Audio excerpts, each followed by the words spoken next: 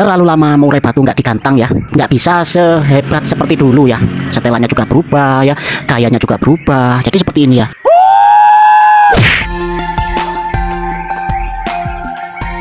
Udah capek-capek sebulan ya nyeting burung ini ya. Ternyata setelah 1 bulan mau digantang, ternyata saya nggak bisa gantang ya. Terjadi halangan yang mendesak sekali, jadi nggak digantang ya, nggak ditunda ya, ditunda untuk digantang. Jadi ya udah di rumah aja. Nah setelah itu, setelah tertunda, akhirnya saya setting lagi untuk bulan depan lagi saya setting lagi buat lomba di bulan depan. Akhirnya setelah saya setting sedemikian rupa ya, di rumah udah nembak-nembak ya, udah maksimal ya di rumah ya. Nah setelah 2 bulan lagi saya juga masih nggak bisa gantang ya, nggak bisa gantang, jadi terhalang lagi ya, berhalauan lagi. Nah setelah itu saya setting lagi ya, tetap ya, untuk saya buat bulan depan lagi. Nah akhirnya setelah 3 bulan berturut-turut saya terhalang untuk menggantang, akhirnya tergantang juga setelah 3 bulan. Nah settingan ini berarti settingan 3 bulan ya kawan-kawan. Ternyata udah maksimal di rumah ya. Setelah saya bawa ke gantangan, burung ini nggak bisa maksimal, atau dia itu seperti demam panggung ya kawan-kawan ya. Dia seperti bingung ya, bingung mau ngapain ya. Padahal di rumah udah nembak-nembak nih ya, udah nembak-nembak di dalam krotong juga udah nembak-nembak ya.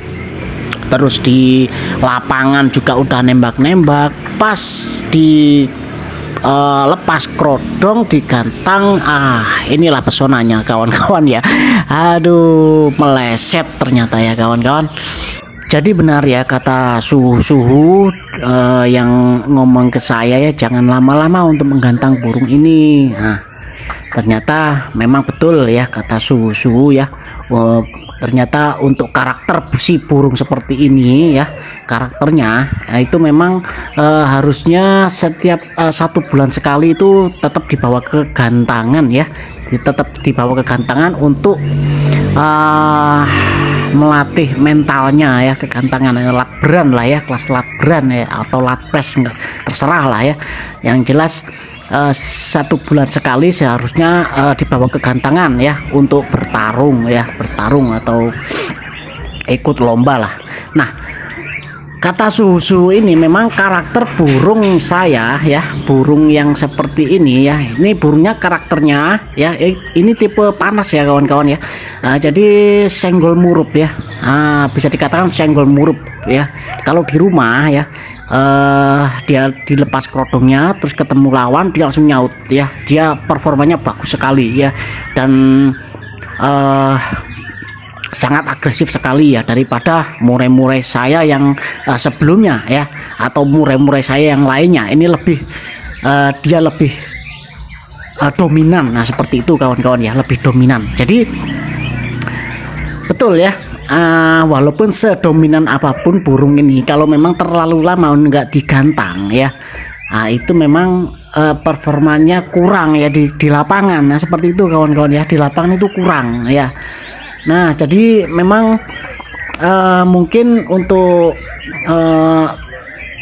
tampilannya itu megah ya, bagus ya tampilannya, cuman dia nggak keluar suara kawan-kawan ya. Dia cuma nembak-nembak patah-patah aja kawan-kawan ya, dia nggak ngerol seperti biasanya ya. Ya hanya nembak patah-patah seperti apa ya, seperti demam panggung lah ya, lupa mau ngapain. Nah seperti itu ya kawan-kawan ya. Untuk settingan harian di rumah itu tetap ya, jangkriknya itu 7-10 ekor ya, dan setiap harinya itu dikasih 1 ekor ulat Hongkong yang putih kawan-kawan ya, yang putih ya. Yang baru itu ya, baru ganti kulit ya, itu kan lebih lunak dia ya untuk mencernanya. Nah seperti itu kawan-kawan ya. Saya memang sisihkan ulat Hongkong ya, itu memang beli sedikit ya, karena memang saya panen waktu dia masih putih-putih ya, saya kasih makan ke murai saya. Nah seperti itu. Nah untuk hari H-3 ya, hari H-3 ini biasanya saya full kroto ya. Ada yang kroto yang beli 5.000 itu satu wadah, satu cepuk ya, itu 5.000 itu saya kasihkan semua kawan-kawan ya. Nah, itu untuk satu hari ya, untuk satu hari. Dan sorenya nanti seperti biasa kasih jangkrik ya sama ulat Hongkong satu. Nah kalau nggak ada ulat Hongkong ya juga nggak apa-apa ya, kasih jangkrik doang ya. Nah setelah itu besoknya ini ya, besoknya H-3 H-2 ya, ini dikasih biasa seperti biasa ya, ulat Hongkong satu, terus jangkriknya juga seperti biasa ya, 7-10 ekor ya. Nah seperti itu kawan-kawan ya, yang biasanya banyak ya, ini cuman 7-10 ekor aja ini untuk jangkriknya kawan-kawan ya. Nah setelah di H-1 ini tetap ya settingan saya ya, tetap untuk makanannya juga tetap ya.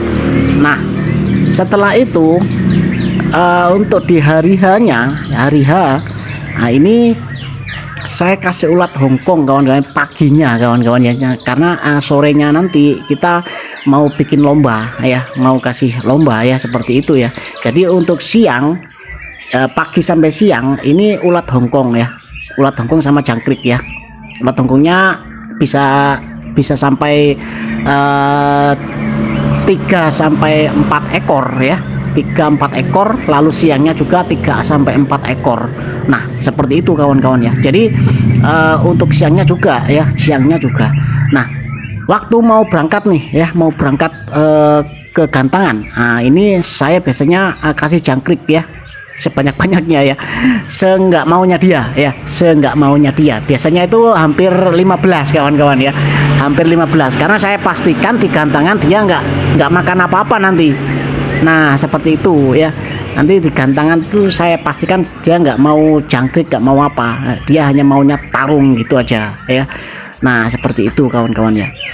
Jadi tetap ya untuk tipikal burung yang tipe panas seperti ini ya kawan-kawan ya, settingan saya tetap di situ kawan-kawan. Jadi performanya dia bisa fokus ya, fokus ke performa ya, nggak fokus ke jangkrik ya. Biasanya kalau ke dia nggak kurang begitu kenyang ya, itu biasanya turun dia ya, dia turun ke